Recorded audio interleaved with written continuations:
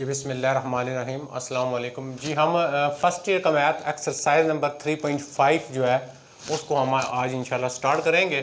तो first question हम इसको कर रहे हैं क्रैमर रूल क्या होता है, यानी इसको हमने सॉल्व करना है किसके साथ जी, क्रैमर रूल क्या होता है। क्रैमर रूल से हमने इस क्वेश्चन को हल करना है। तो सबसे पहले आपने करना क्या है, जो गिवन क्वेश्चन दिया होता है उसके कोफिशिएंट लिखने। ये कोफिशिएंट होते हैं 2 3 5 2 3 5, इसको ए नाम देना आपने। 2 -2 एंड 1, उसके बाद यहाँ पे कुछ नहीं लिखा हो तो 1 हो जाएगा। -2 अगर किसी नंबर के साथ नेगेटिव होगा तो वो आप साथ लिखेंगे। उसके बाद x इज इक्वल टू, यहाँ से देखें फर्स्ट इक्वेशन में क्या दिया है, x y and z, x y z हो जाएगा। अगर x1 y1 z1 है तो x1 y1 z1 हो जाएगा। अगर आपके पास यहाँ पे x1 x2 x3 है तो यहाँ पे x2 x2 एंड x3 हो जाएगा।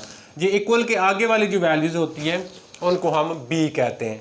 जी इस पे हमने क्रैमर रूल अप्लाई करना है। तो सबसे पहले क्रैमर रूल के लिए हमने जो ए मैट्रिक्स होता है उसका डिटर्मिनेंट फाइंड करना है। डिटर्मिनेंट किस तरह फाइंड करते हैं, इधर से आपने 2 को बाहर ले लेना है और आपने ये छोड़ देने और ये वाली वैल्यू छोड़ देने। कहीं ये 2 लिया ना, इसको छोड़ देना और इसको छोड़ देना, बाकी क्या बच गया, बाकी 2 और आपके पास आ जाएगा 1 -2 एंड -3। फिर आपने क्या लिखना है जी, नेगेटिव लिखना है। जी नेगेटिव लिखेंगे, अगला नंबर आपके पास आ जाएगा, आपके पास 2 आ जाएगा। अब आप ये छोड़ देंगे, देखिएगा ये वाला छोड़ देना और ये छोड़ देना, बाकी क्या बच जाएगा, बाकी आ जाएगा 3 5 -2 एंड -3। फिर पॉजिटिव लिखना है, ये इसका रूल होता है पॉजिटिव नेगेटिव पॉजिटिव। अगर किसी नंबर के साथ नेगेटिव आ जाता है, यानी यहाँ पे -2 लिखा होता है तो यहाँ पे क्या आएगा, माइनस इंटू -2 आ जाएगा, ब्रैकेट में आप लगा लेंगे। जी 1 आ गया तो इसको ड्रॉप कर देखें, ये छोड़ देंगे ये छोड़ देंगे, बाकी आ जाएगा 3 आ जाएगा, 5 आ जाएगा, -2 एंड 1। जी इसको किस तरह सॉल्व करते हैं, इसको मल्टीप्लाई करना है पहले आपने इसके साथ। अगर आप इसको मल्टीप्लाई पहले कर देंगे तो ये आपका गलत हो जाएगा। जी इसको इसके साथ मल्टीप्लाई करेंगे, माइनस और माइनस प्लस 6 हो जाएगा। और उसके बाद जब सेकंड वाले को मल्टीप्लाई करेंगे तो उस वक्त रूल होता है, एक आपने माइनस खुद से ज़हन में रखना है और माइनस ये प्लस हो जाएंगे तो इन दोनों को मल्टीप्लाई करेंगे 2 आ जाएगा। जी -2 इंटू 3 को 3 के साथ करेंगे 9 हो जाएगा और प्लस कितना आ जाएगा, 10 आ जाएगा। प्लस 1 इंटू 3 मल्टीप्लाई 1 3 हो जाएगा, माइनस और माइनस प्लस 10 हो जाएगा।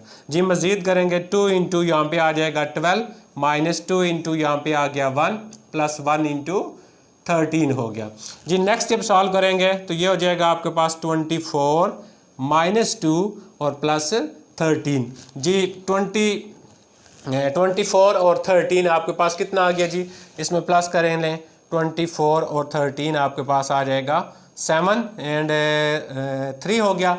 इसको थोड़ा सा दोबारा देख लें, क्या करना है आपने, पहले आपने मैट्रिक्स जो लिखना है, इस कोफिशिएंट लिखने हैं 2 3 5, देखें 2 3 5 हो गया, 2 -2 एंड 1 हो गया, 1 -2 एंड -3 हो गया। डिटर्मिनेंट कैसे फाइंड करेंगे, 2 बाय लेना है, ये छोड़ देना ये छोड़ देना, -2 1 -2 -3 हो गया।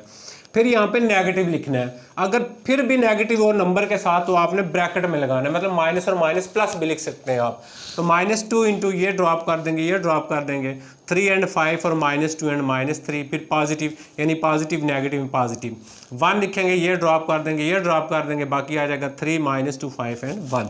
जी 2 इंटू इसको इसके साथ करेंगे 6 हो गया, माइनस रूल का और माइनस ये प्लस हो जाएगा, 2 मल्टीप्लाई 1 2, -2 उसी तरह आ जाएगा, 3 3 9 हो गए और 2 5 10 हो गया। जी नेक्स्ट करेंगे प्लस, देखें 3 मल्टीप्लाई 1 3 हो गया और माइनस प्लस हो जाएगा, 5 2 10 हो गया। इसको प्लस कर लेंगे, सॉरी ये कितना आ गया, 8 आ गया जी, सॉरी 8 आ गया और ये आ जाएगा 1 आपके पास और ये आ जाएगा 13। जी यहाँ पे कितना आ गया आपके पास, 16 आ गया। अब देखिएगा 16 और 29 में से 2 निकाल देंगे, 27 आ गया ए का डिटर्मिनेंट। इसका मतलब यहाँ पे 3/3 का डिटर्मिनेंट सॉल्व करने का मेथड भी आपको पता चल गया।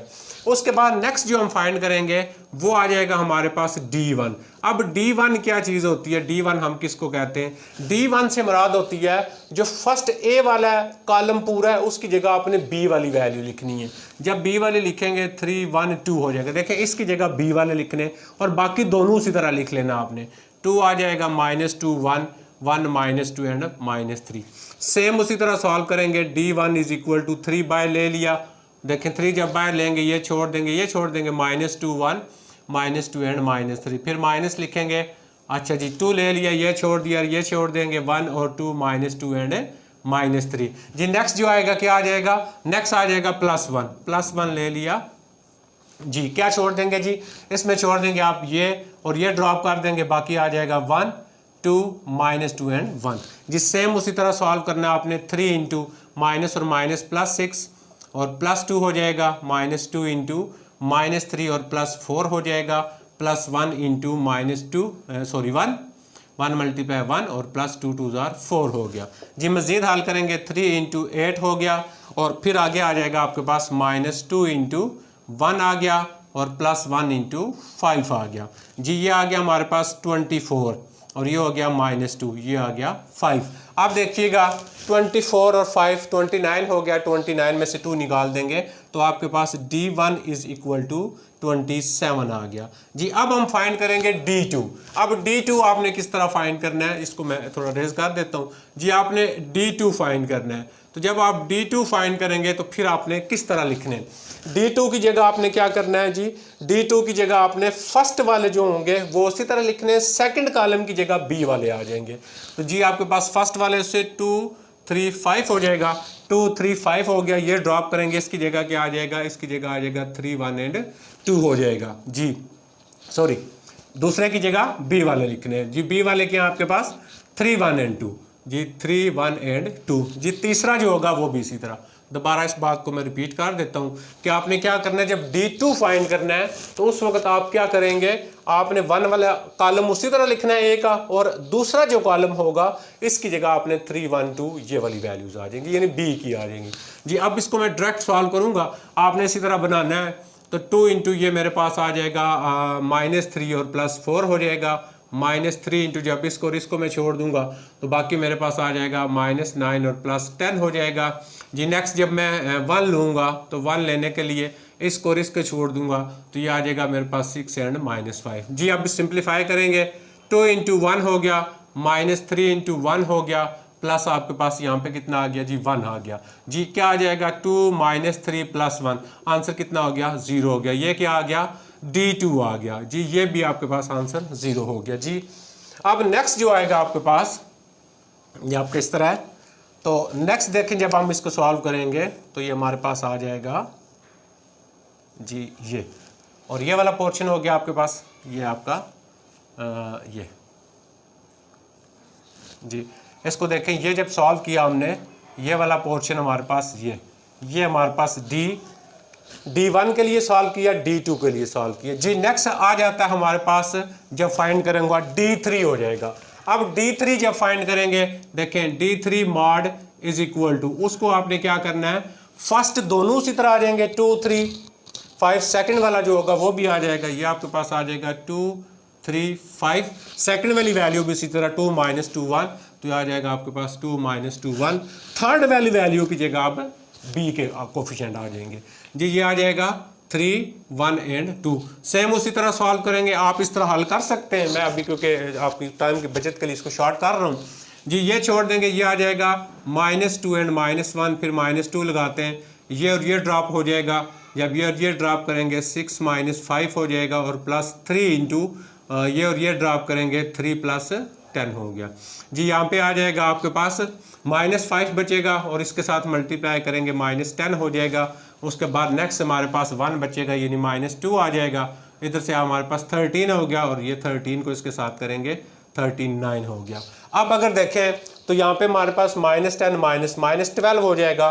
39 में से हमने क्या करना है, -12 कर लेने जी। ये 7 हो गया, 20 जी। कितना आ जाएगा जी, 27 आ गया। क्या आ गया, D3 मॉड। तीनों वैल्यूज हमने D1 D2 एंड D3 जो है वो फाइंड कर लिए। अब जब हम x फाइंड करेंगे, x is equal to D1 mod by A mod होगा, और y is equal to D2 mod by A mod होगा, और z is equal to D3 mod by A mod होगा जी। इस तरह x y z की वैल्यू निकालेंगे। x is equal to D1 by D1 mod, D1 mod कितना आया जी हमारे पास, D1 मॉड आ गया 27, और A मॉड कितना आया 27, x इज इक्वल टू 1 आ गया जी। कामा आगे पास D2 जी, D2 कितना आ गया, 0 आ गया, 0। ये आ जाएगा आपके पास y इज इक्वल टू, यहाँ पे आपके पास आ गया 0 और 27, आंसर कितना आ गया जी 0 हो गया, y की वैल्यू 0 आ गई। थर्ड आ जाते हैं z की वैल्यू के ऊपर, z इज इक्वल टू 27/27 और z इज इक्वल टू 1 आ गया। इस तरह हमने जो है वो डिफरेंट वैल्यू जो होती हैं क्रैमर रूल से वो सॉल्व करनी होती हैं। मुझे उम्मीद है आपको समझ आ गई होगी। अगर आपको मसला होता है तो आप मुझे इनबॉक्स कर सकते हैं। बहुत शुक्रिया, थैंक यू।